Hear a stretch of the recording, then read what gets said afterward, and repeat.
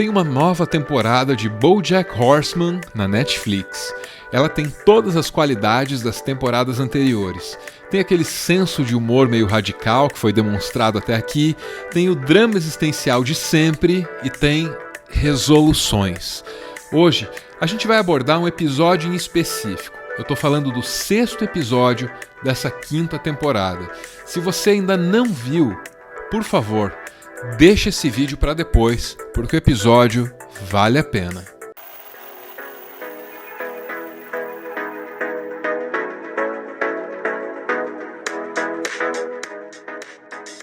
O episódio começa com o pequeno BoJack num carro com o pai. Aqui fica claro que o pai dele é abusivo, egocêntrico e narcisista também. Esses defeitos todos vão ficando óbvios na medida que ele vai falando dos problemas dele com a esposa. Not only had she not made me lunch, which is a meal I need in order to live, but she'd furthermore locked herself in the bedroom to weep, loudly.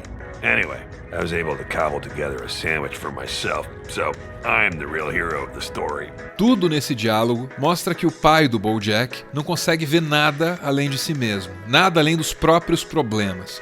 Por mais que a família desmorone, por mais que esse cavalo esteja criando um trauma para o filho e uma vida infeliz para a esposa, ele não vê nada disso, porque ele só se importa consigo mesmo. Some days are the one day that are just for me and my craft, and still you and the black hole that birthed you conspire to ruin it for me. Quando o flashback da infância termina, o BoJack tá do lado do caixão da mãe, falando basicamente de si mesmo e sendo igualzinho aquele pai escroto dele.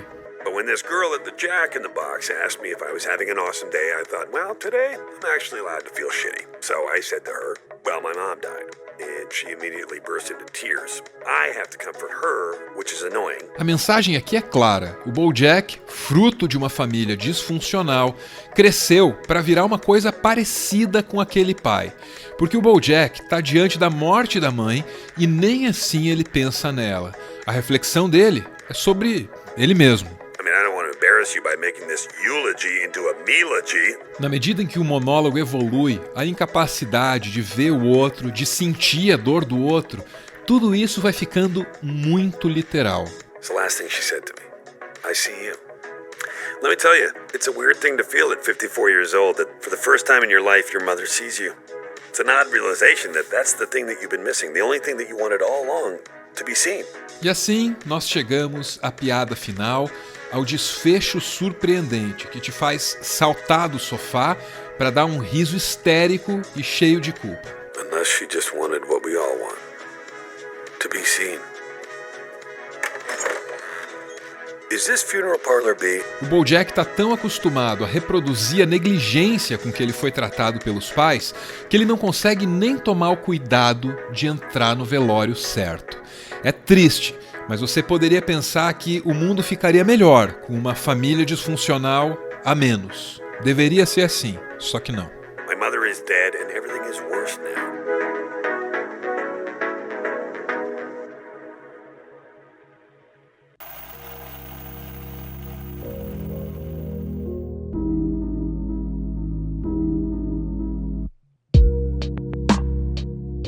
Família é o tema central de BoJack Horseman. Não que isso seja novidade em séries de TV.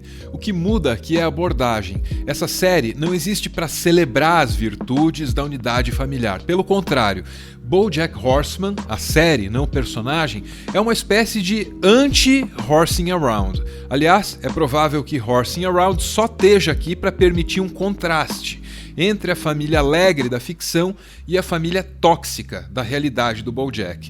Isso é parte do que impressiona nessa série. BoJack Horseman é sobre família, mas definitivamente não é family friendly, em nenhum sentido. Essa série está aqui para denunciar a família. BoJack Horseman é sobre toda a violência que pode existir dentro dessa, que é a instituição mais celebrada e menos fiscalizada de todo o mundo, porque a violência que acontece dentro de uma família, com muita frequência, fica em segredo. Segredo é parte do que define a família disfuncional.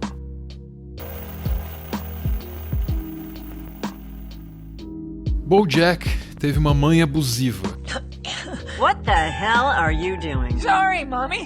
That is a perfectly good cigarette, and you are going to finish it. Don't you dare cry. Don't you ever cry. Are you punishing me for smoking or for stealing? I'm punishing you for being alive.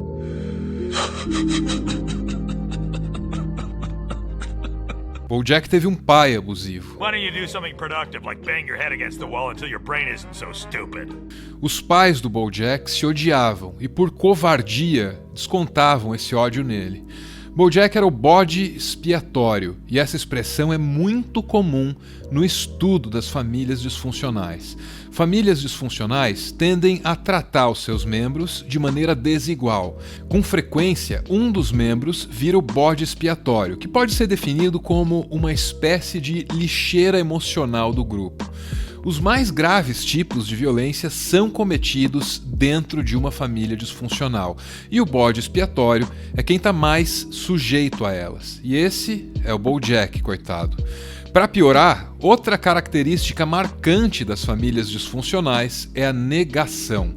Com muita frequência, o bode expiatório pode ver as piores coisas serem cometidas contra ele, apenas para serem negadas depois. Aliás, é comum que a família disfuncional se esforce para dizer ao bode expiatório que ele é um privilegiado por ter a família que tem.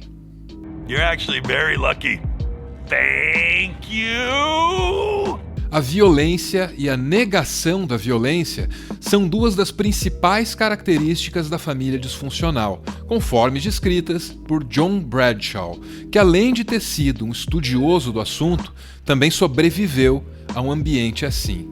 É importante perceber que mesmo o bode expiatório, mesmo a vítima preferencial, mesmo ela tem a tendência de negar a violência que sofreu. O BoJack já tentou negar. My parents loved me so much it was crazy. E se você lembra dessa cena, você sabe que negar não faz bem para a saúde, até porque no caso do BoJack isso envolve uma quantidade enorme de drogas. Seja como for, ao longo da série esse pobre cavalo vai caindo na real. Ele começa a aceitar o passado dele e começa a perceber o impacto que esse passado teve para tornar ele a pessoa que ele é. O desafio do BoJack é se tornar maior que tudo isso e começar a assumir as próprias responsabilidades. And even if I did get better, the best I could ever be is still just some other version of me. E é isso que nos leva de volta à morte da mãe dele.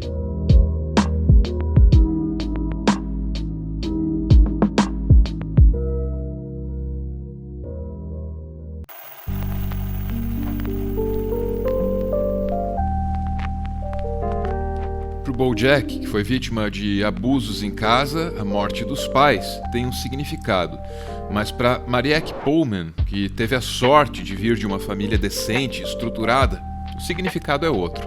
A Marieke perdeu os pais em um acidente de avião. Ela tinha 22 anos na época e fez questão de registrar cada momento e cada palavra do processo de luto. Todo esse trabalho tão dedicado virou um livro. What was I going to do without them?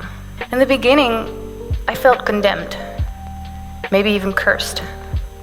I thought somehow I was predestined for misery. There were many reasons for me to blame life. I had been bullied in school for almost 10 years, long before my parents died. My brother had a brain tumor when he was 11 and became handicapped when I was 6. That put a heavy strain on our family. I was battling depression already, and then this happened. Apart from the sadness, though, strangely enough, I also felt this huge power. This feeling of responsibility towards my parents. Marieke chegou à conclusão de que a perda dos pais teve pelo menos um efeito inesperado. Sem as referências e as garantias que ela tinha antes, ela foi forçada a encontrar a maturidade mais cedo. So I did what I had to do. I finished my thesis a few days after the crash, so I could graduate. Together with the people close to us, my brothers and I organized the funeral.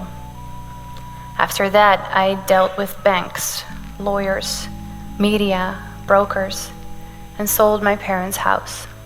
I did all of these things I never imagined I could do.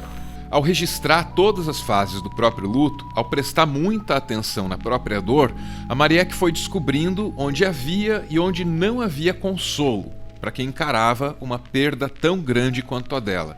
Surpreendentemente, Marieke conseguiu encontrar consolo em uma frase muito direta, construída com um raciocínio muito simples. My beloved parents, who I still miss every day, may have died in an airplane crash. But I didn't. I'm still here. Esse raciocínio simples, essa lógica inabalável, também faria muito bem para uma pessoa como BoJack. A mãe abusiva se foi, a família disfuncional já não existe mais, só que o BoJack continua aqui, para tentar ser maior, para tentar ser melhor.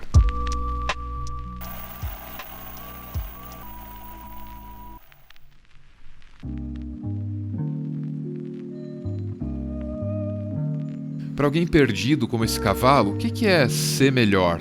Parte da resposta pode estar na tentativa de superar a herança familiar dele, que é negativa e pesada. A mãe é abusiva porque veio de um ambiente abusivo, e a série até faz questão de mostrar isso. O simbolismo, aliás, é muito forte. O BoJack tenta encontrar refúgio numa casa antiga da família, a casa que guarda as raízes da disfuncionalidade da família dele. Primeiro, o BoJack tenta reformar essa casa, tenta colocar ela de pé. Depois, ele entende que o melhor mesmo é destruir esse lugar. Isso é muito simbólico e é muito pesado também. Todos nós somos ensinados a valorizar os nossos antepassados, a honrar as nossas culturas familiares. Só que muitas vezes a cultura familiar é nossa inimiga, porque ela nos limita, ela nos machuca, ela nos faz machucar também, e a gente chora no processo. O BoJack está aprendendo tudo isso. Destruir a casa foi meio radical, mas isso sinaliza algo positivo. Sinaliza que ele quer deixar essa cultura familiar de agressividade, de narcisismo para trás. A geração passada já se foi. O BoJack é a prova viva dos erros cometidos por eles. No fim, esse cavalo só vai ter uma chance de se redimir se ele for capaz de fazer valer uma das lições aprendidas pela Marieke, aquela moça que teve uma família muito melhor que a do BoJack, mas que a perdeu. Bad things in life don't define you. You define yourself.